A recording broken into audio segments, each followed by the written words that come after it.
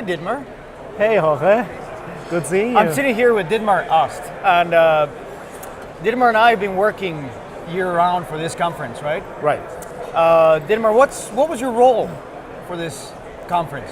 So this time I was actually the content lead, heading a team of 12 experts, everybody in there, an expert of their own right for the Apex track. For Apex track, right? Right. Yeah. So I've already been like 5 years before, every year, part of that team, but now this time heading it. And I was surprised that it is so much work, actually. When just being a part of it, it was a lot easier. Yeah, it's a lot easier to just give your opinion on things. Yes. So this time, I think you had to do some tiebreakers, some decisions. Exactly. And give direction, right? Yeah.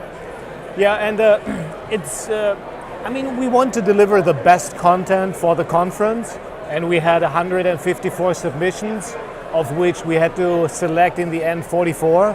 So it was roughly 30%, wow, which would make it.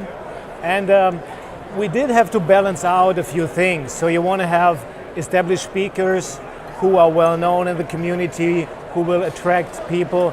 But we also want to have newly speakers who haven't been present at the conference as a speaker yet. Yeah. So it's always something you have to balance out.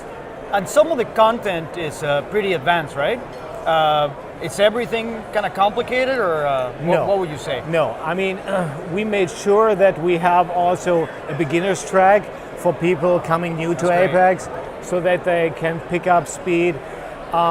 But also having for intermediates and experts also interesting things to cover, newer things that are out there in the industry. So it'll be fun for everybody. That's great.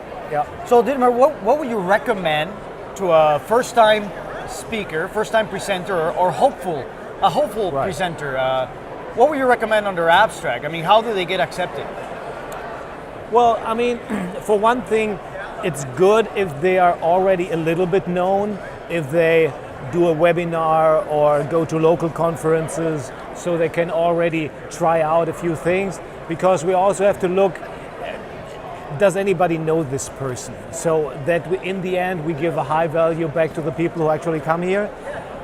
Content-wise, it's, I mean, put yourself into the shoes of somebody who would actually want to attend, and that you say, okay, what would I want to learn? Yeah.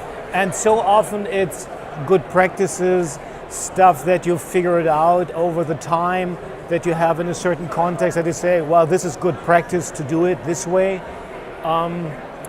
or things that went wrong, or security is always something which is interesting. So things that people struggle with, and break them down in an easy to follow format, use lots of examples that people might be able to download and apply at home on their own.